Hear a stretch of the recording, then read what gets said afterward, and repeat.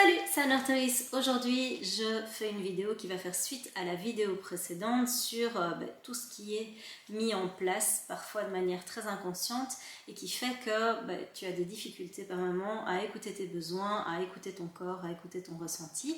Donc dans cette vidéo-ci, je réponds à une demande qui m'a été faite d'expliquer toutes les échappatoires qui existent pour aller chercher de l'intensité à l'extérieur de soi quand on fait de l'évitement émotionnel ou, comme on dit en psychologie, de la dissociation, de la dissociation émotionnelle. Donc tu te dissocies de toi, tu te dissocies de ton ressenti, de ton corps, de tes émotions, ce qui fait que tu vas avoir beaucoup de mal à repérer qu'est-ce que tu vis, qu'est-ce que tu ressens et justement comment combler tes besoins. Alors, ici on va plutôt prendre le prisme des blessures émotionnelles et de qu'est-ce que ces blessures peuvent entraîner justement en matière de dissociation, comment ça fonctionne et surtout je vais te donner des pistes pour pouvoir te reconnecter à toi et pouvoir essayer de retrouver une connexion avec ses besoins. On va commencer par la blessure de rejet. Alors la blessure de rejet, le principe c'est que tu vas rejeter une partie de toi, tu vas rejeter des parties qui sont importantes pour toi et ça peut justement être des besoins, tu vas les mettre de côté et tu vas te raconter quelque part que tu peux tout à fait fonctionner avec ces parties de toi qui ne sont plus existantes dans ta vie.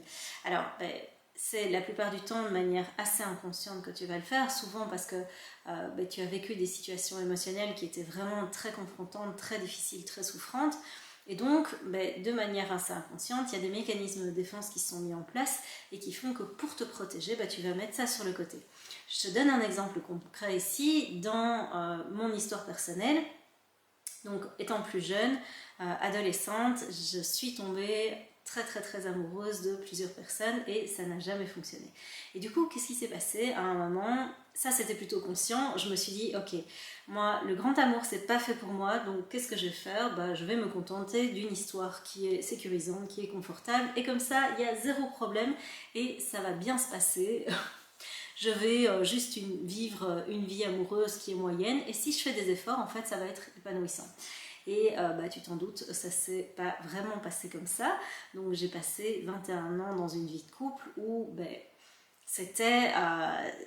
il y a eu des moments très chouettes, il y a eu des moments très épanouissants, mais la plupart du temps, c'était pas du tout ce qui me convenait. Là où j'étais dans une vie où je me donnais 300% dans mes différents boulots, où j'avais une vie qui était très routinière, très bien calée, donc j'avais vraiment des choses qui étaient très routinières dans ma vie. J'avais des moments qui étaient juste des moments d'échappatoire avec mes amis où j'ai fait des trucs mais super épanouissants, super chouettes, des moments de fête, etc. En fait, je me racontais dans cette vie-là que ça allait le faire et que ça me suffisait et que c'était ok, alors que je le sais, je l'ai toujours été. J'ai un tempérament de base qui est j'adore le challenge, j'adore tester des nouvelles choses. J'ai un tempérament de base qui est d'aimer l'exploration et l'intensité. Et donc, tu vois que quand j'ai ces deux choses qui sont comme ça l'un en face de l'autre, ça va pas ensemble. Donc, ce que j'avais créé, où j'ai rejeté une partie de moi, ne me correspondait pas. Et donc ça, c'est un exemple avec la blessure de rejet de comment on peut rejeter une partie de ses besoins, comment on peut rejeter et nier une partie de soi. Et en fait, le souci, c'est que quand tu fais ça, au fil du temps, tu ne le vois plus. En fait, tu te mens tellement à toi-même. Tu vois qu'ici, il y a un combo avec la blessure de trahison, puisque je me mens à moi-même quand je fais ça. Je me raconte l'histoire que, mais ouais, bien sûr, ça va aller. Alors qu'en fait, non, ça va pas du tout. Et chaque fois, je dois remettre une couche de, mais si, ça va aller, pour que ça maintienne le tout. Donc, tu vas voir que dans tes blessures, souvent, il y a des combos gagnants qui sont, par exemple, ici, blessure de rejet, blessure de trahison, et c'est assez inconscient. Alors, tu peux l'avoir en version blessure d'abandon aussi. Et donc, dans l'idée de la blessure d'abandon, c'est que, dans l'exemple que je vais te donner, je me suis abandonnée en termes de, pas de besoin, mais en termes de, je m'abandonne dans la juste mesure de la route que j'ai choisie. Je m'abandonne en termes de trop je fais quelque chose, je vais te donner l'exemple ici après, mais c'est beaucoup trop. Donc c'est pas, le problème n'est pas ce que j'ai choisi, le problème c'est la quantité de ce que je fais. Par exemple, dans le passé, ça m'est arrivé mais tellement de fois de me dire mais oui, c'est une bonne idée d'aider cette personne à fond, d'y consacrer tout mon temps, toute mon énergie, de tout faire pour aider une personne. Par exemple, une amie qui était vraiment en difficulté, j'étais là tout le temps, je passais des heures au téléphone, elle se plaignait énormément, elle était dans le 36e dessous et tous les 3 jours, je la sortais du seau parce que ça n'allait pas dans ses relations, ça n'allait pas dans sa vie, elle ne mettait rien en place et je la sentais couler. Et le problème, c'est que j'y consacrais tout mon temps et toute mon énergie. Donc le problème n'était pas le fait d'aider cette amie. Le problème, c'était que je sacrifiais une partie de mes besoins. Je le faisais quand j'en avais pas forcément envie. Je le faisais à n'importe quel moment du jour et de la nuit parce que dans mes valeurs à moi, l'amitié, c'était vraiment quelque chose qui était à un niveau très élevé. Et donc, je me sentais dans un sentiment de loyauté par rapport à elle. Je me disais que en tant qu'amie, je devais absolument l'aider, voire la sauver, entre guillemets, ce qui n'était absolument pas vrai, ce qui n'était absolument pas sain non plus. Et donc le problème, c'est que je ne mesurais plus du tout la quantité d'aide que j'allais fournir à cette personne. Je me suis complètement abandonnée dans ce besoin-là. Tu vois que là, la dissociation, elle vient dans la mesure de l'intensité, de la quantité de ce que je fournis. Et donc, combo gagnant avec la blessure de trahison aussi, qui est de me dire, en fait, mais non, évidemment, moi je le fais parce que ça me fait du bien, parce que ça me fait envie, parce que ça me fait plaisir, parce que c'est juste pour moi. Sauf que je me disais aussi, j'attends rien en retour par rapport à cette amie, je fais juste ça pour l'aider. Et à un moment, je me souviens d'avoir fait le choix de me choisir moi, et là ça s'est très mal passé parce que cette personne, elle n'a pas du tout compris pourquoi est-ce que je fournissais plus autant qu'avant. Et donc elle me l'a reproché, et là d'un coup j'ai reconnecté avec mes besoins, et ça s'est très mal passé entre nous parce qu'en fait je lui ai facturé à tort, on est bien d'accord, elle m'avait rien demandé quelque part, c'est une habitude qui s'était installée entre nous, je lui ai facturé à tort tout ce que je ne m'étais pas donné à moi, donc je lui ai reproché quelque part de lui avoir consacré autant de temps, autant d'énergie, etc.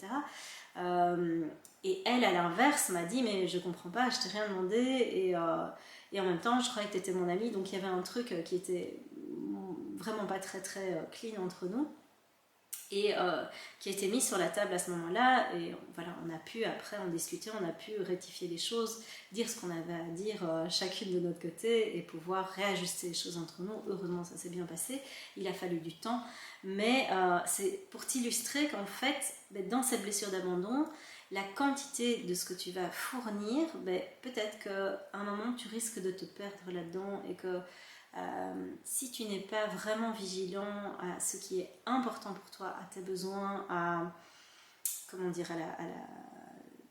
la juste limite, c'est vraiment une question de limite par rapport à la blessure d'abandon, à la juste limite de ce que tu vas te donner à toi et de ce que tu vas donner aux autres, et en fait tu risques de te perdre, et du coup de facturer des choses que les autres ne t'ont pas du tout demandé. Alors, il y a aussi un troisième moyen dans lequel tu peux te retrouver en état de dissociation complet et de perte de repères émotionnels. C'est dans le cas où l'intensité émotionnelle est tellement grande, la souffrance que tu vis est tellement grande qu'en fait tu vas être un peu comme en état de choc.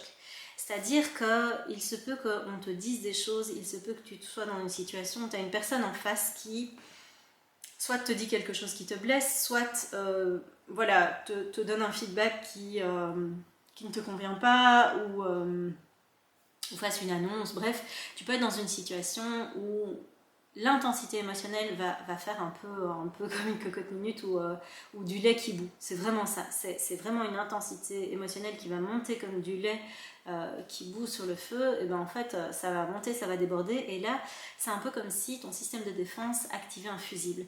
Tu vas, à un moment, être physiquement présent, mais il n'y a plus rien qui va se passer à l'intérieur de toi. C'est un peu comme si, moi quand ça m'arrive, ça m'est arrivé il n'y a pas très longtemps, j'ai eu une discussion qui était vraiment très compliquée avec quelqu'un à qui je tenais énormément.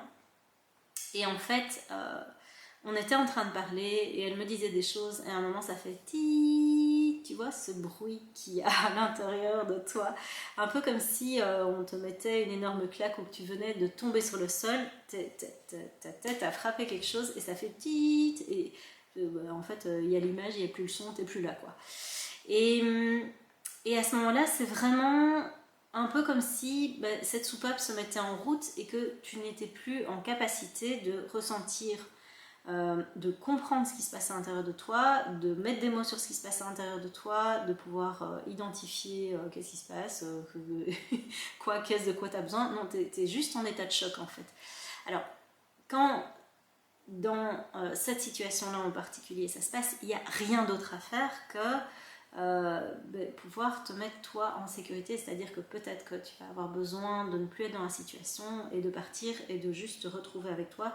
Alors ça peut mettre de quelques minutes à quelques jours, ça dépend de ta sensibilité. Moi c'est plutôt de l'ordre de quelques jours où j'ai vraiment besoin de me mettre en pause, de mettre à l'abri entre guillemets et de ne plus du tout avoir d'intensité émotionnelle à ce moment-là pour pouvoir revenir doucement à moi.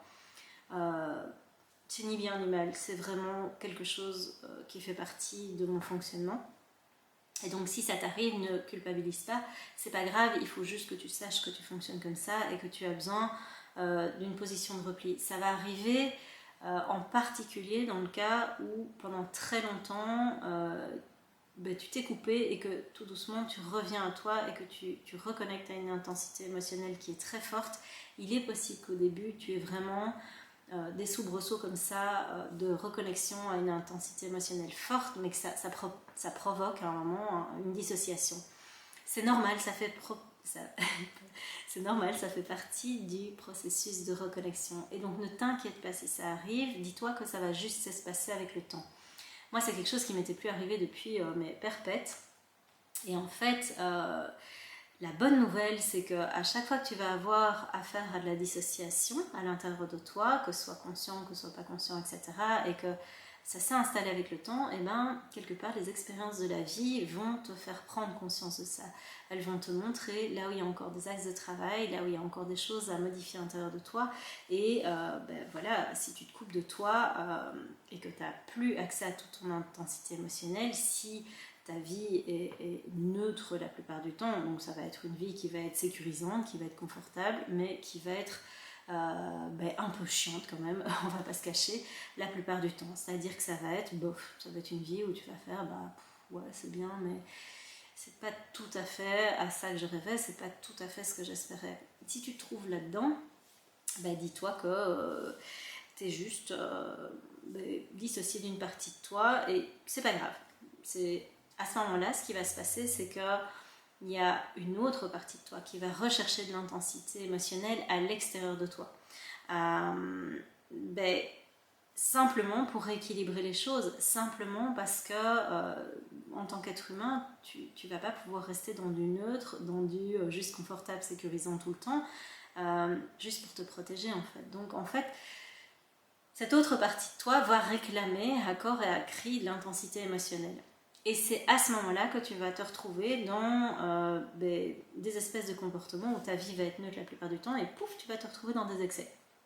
Alors, tu peux partir dans des recherches d'intensité extérieure, soit avec de la drogue, en particulier avec des drogues qui vont soit te provoquer un sentiment de complétude, un sentiment de liberté, un sentiment d'intensité, de maîtrise, etc. Alors je dis pas que la drogue c'est bien et je dis pas que c'est ça qu'il faut faire, je dis juste que c'est quelque chose que des gens mettent en place pour rechercher de l'intensité à l'extérieur. Tu peux aussi te retrouver dans des recherches d'intensité extérieure quand tu fais des sports extrêmes ou quand tu fais des pratiques sportives qui génèrent cette espèce de sentiment d'euphorie, de dépassement de toi, etc.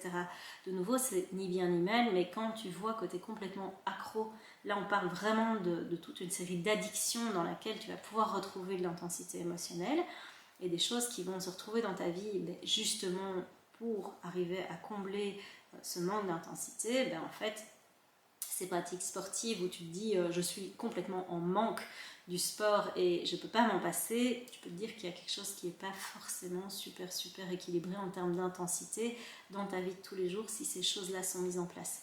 C'est un espèce d'équilibre qui s'est mis en place comme ça pour pallier à quelque chose qui était complètement en déficit dans ta vie. Alors, tu peux le retrouver dans tout ce qui est consommation d'excitants, consommation d'alcool, consommation de jeux de toutes sortes. Ça peut être les jeux vidéo, ça peut être les jeux, des jeux en ligne, les jeux casino, etc. Tu peux retrouver ça aussi dans tout ce qui est pratique amoureuse compulsive, c'est-à-dire les gens qui sont amoureux de l'amour ou amoureux des nouvelles rencontres, c'est-à-dire qui ont du mal à stabiliser une relation dans le temps et qui vont avoir besoin d'enchaîner les partenaires encore et encore et encore, soit pour le côté sexuel et l'intensité que ça provoque au niveau émotionnel, au niveau hormonal, etc. Soit simplement pour l'aspect ah c'est génial, de la nouveauté, etc.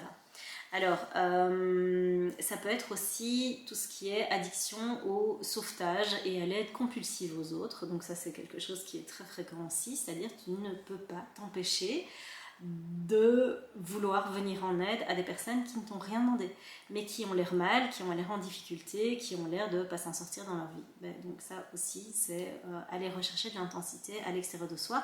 Et ce que tu vas chercher à ce moment-là, c'est probablement quelque chose de l'ordre de la valorisation, de la reconnaissance, d'un sentiment d'utilité, de pouvoir être quelqu'un, entre guillemets, aux yeux des autres, et même à tes yeux à toi, et donc voilà, ça en fait partie. Il y en a encore 1000 autres, je ne vais pas tous les détailler ici, c'est une liste qui est non exhaustive, et je t'invite vraiment à pouvoir regarder, voilà, si tu ne te trouves pas dans quelque chose de ce type-là, qui vise juste à libérer une partie de toi qui a besoin de cette intensité, qui a besoin de rééquilibrer les choses, mais plutôt de manière saine. Alors, ce qui va te permettre justement de pouvoir équilibrer les choses, la toute première chose, c'est de pouvoir repérer toutes ces addictions, toutes ces choses qui vont provoquer des pics émotionnels intenses et dont tu ne peux pas te passer, ou très difficilement, et c'est pas forcément des choses qui vont t'aider, c'est pas forcément des comportements sains. Donc essaye peut-être de repérer tout ce qui t'empêche d'avoir des comportements sains, tout ce qui te met en difficulté par rapport à ça et dont tu ne peux pas te passer. Alors, comportements sains, soit émotionnels, soit relationnels, soit des comportements par rapport à ton corps. Donc l'addiction à la nourriture, au sucre, etc., ça en fait partie aussi. Alors, si tu boucles dans des schémas répétitifs relationnels, où tu vois que régulièrement tu te retrouves dans les mêmes galères relationnelles, il y a des chances qu'il y ait une partie de toi que tu ne vois pas, que tu sois dissocié émotionnellement de parties de toi qui t'empêchent de voir pourquoi tu boucles, qu'est-ce qui ferait que tu te retrouves encore et encore là-dedans et comment en sortir. Donc ça, c'est une autre chose qui peut t'aider. Et un autre truc qui peut te mettre sur la piste, donc de pouvoir repérer est-ce que tu es en état de dissociation émotionnelle ou pas, c'est de constater que la plupart du temps tu as une vie qui est émotionnellement neutre, donc tu es protégé quelque part, t'es ni bien ni mal, c'est bof, c'est neutre en fait, voilà, il n'y a pas d'intensité émotionnelle et elle ressemble en plus pas à ce que tu voudrais, et il y a des moments où tu es dans des excès et où tu te lâches complètement et où tu te dis mais ça me ressemble pas, ou je comprends pas pourquoi je fais ça. Enfin, si, une part de toi va comprendre et va te dire mais en fait voilà, pour moi c'est important ces moments-là, mais tu t'aperçois que c'est pas forcément sain. Donc tu es vraiment dans un truc neutre, hop, excès, et excès pas forcément sain. Alors, je t'invite donc à repérer tous ces moments-là où tu te coupes de toi, où tu te dissocies de toi, parce que c'est des moments où tu vas probablement te raconter des histoires sur ça me convient. et en fait, en même temps, tu vas te retrouver dans des moments où ça va pas te convenir du tout. Et donc voilà, je t'invite vraiment à pouvoir repérer ces moments-là. La deuxième chose, c'est, je t'invite à repérer tous les excès dans lesquels tu te trouves et te demander, quand tu es dans ces excès, qu'est-ce que tu cherches à combler? Quels sont les besoins que tu cherches à combler quand tu es dans ces comportements-là?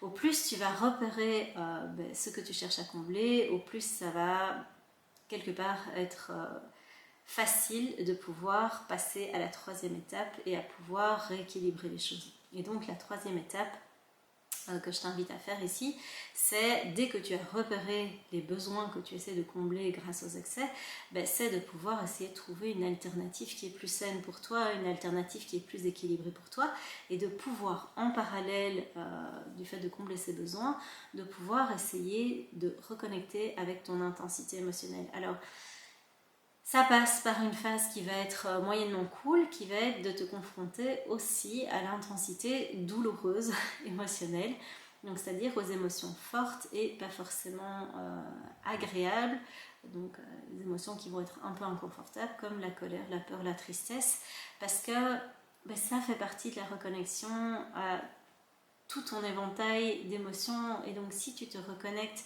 uniquement à la partie joyeuse, ça va pas fonctionner en fait. C'est vraiment comme un éventail, c'est-à-dire que si on prend une ouverture d'éventail, donc tu as éventail ouvert à fond ou ouvert un petit peu et que tu es tout le temps dans de la neutralité émotionnelle comme ici au milieu, en fait tu peux pas ouvrir un côté et te dire non mais en fait je laisse tomber tout ce qui est désagréable et pénible, ça va pas fonctionner ça. Donc il va vraiment falloir que tu puisses ouvrir les deux parties en parallèle, et ça se fait vraiment progressivement.